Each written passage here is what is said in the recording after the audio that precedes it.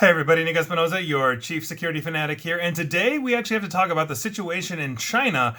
China obviously melting down a bit, but we've got a little bit of culpability here too, meaning everybody outside of China. And I'm going to explain that. Hear me out here. I know I'm going to get hate mail on this, but I think this is important because China is experiencing the largest, most widespread violent protests literally since Tiananmen Square in the late 1980s. Now, while this apparently was sparked by harsh COVID lockdowns, and we're definitely going to talk about that, I believe this was a long time coming. Think about it: surveillance, forced labor, censorship. It all adds up to rage and the desire to be free. We are seeing violent clashes with Chinese authorities in multiple cities. Citizens have publicly been calling for the removal of President Xi, even though that kind of speech is banned both online and in person. Well, we can't go here in the United States and say, I'm going to kill the president of the United States, because that is illegal. You obviously can't do that in China, but I can call any president I want an idiot, a moron. They look like Goofy or whatever it is. Any president, take your pick. That is perfectly allowed. In China, that is a crime, both online and basically in person or publicly. And this is happening. They're calling for his removal. They're calling him Winnie the Pooh, which was banned a few years back because, well, quite frankly, he does look a little bit like that. And so this is just flying in the face of normal order in China. And so with all this going on, it's important to understand that the Chinese government bears by far the most responsibility here. Do not misunderstand me when I say that we here in the West or outside of China bear responsibility. We have a little bit of responsibility here, but Chinese policies, and specifically their government policies, are the core of what is wrong here and need to be addressed. And this protests and these riots, I think, are in part the response to mostly that. Their policies and actions, as I've said, have directly led to these riots and protests in the larger company, but in the larger parts of the country. But we have to be honest here.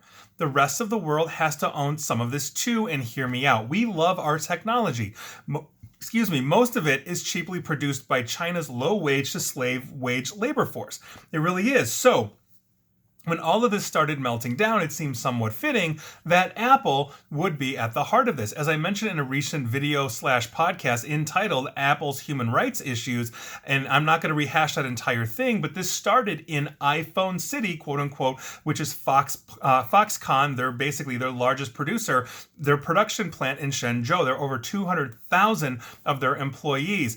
Basically, this has been such a brutal area that essentially they had to put nettings around the buildings because employees were so despondent over the years, even before COVID, that they were jumping out of the building. Again, these are low-wage to slave-wage workforces building your iPhone. Now, this is where the violence was sparked, and some are calling this a possible revolution in the most populous country on earth. So, to be fair, big tech companies also have to share in this problem. It's not like Androids, for the record, or laptops or other tech production get a free pass here as well. HP also uses Foxconn and others, Apple being the most visible, especially when they have whole marketing campaigns and more statements than anybody about their human rights.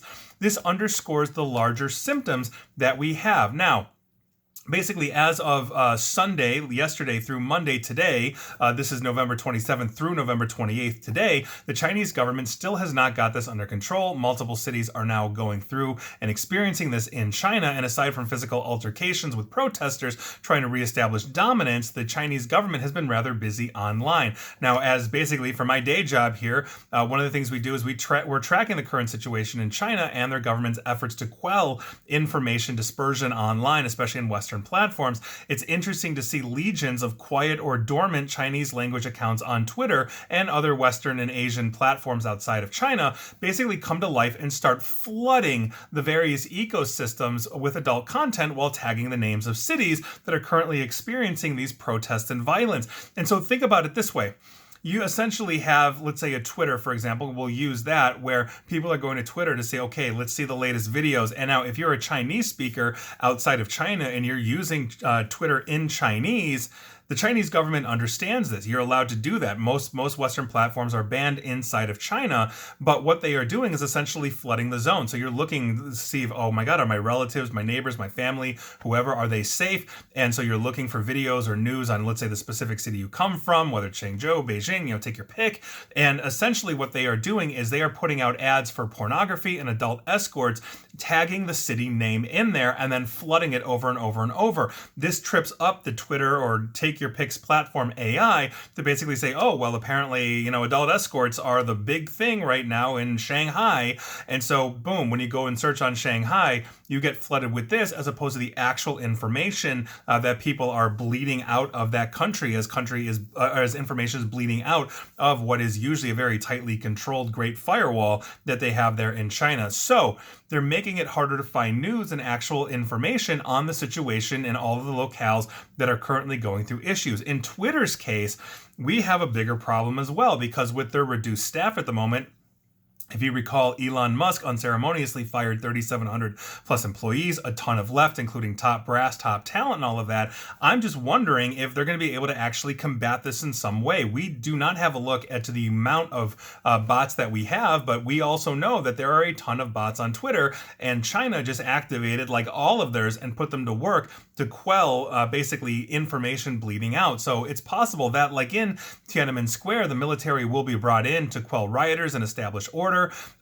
So we may see this quickly end or expand to overwhelm even the military, although that would essentially take an enormous amount of human life, as the military is vastly more armed and equipped than Chinese protesters would be.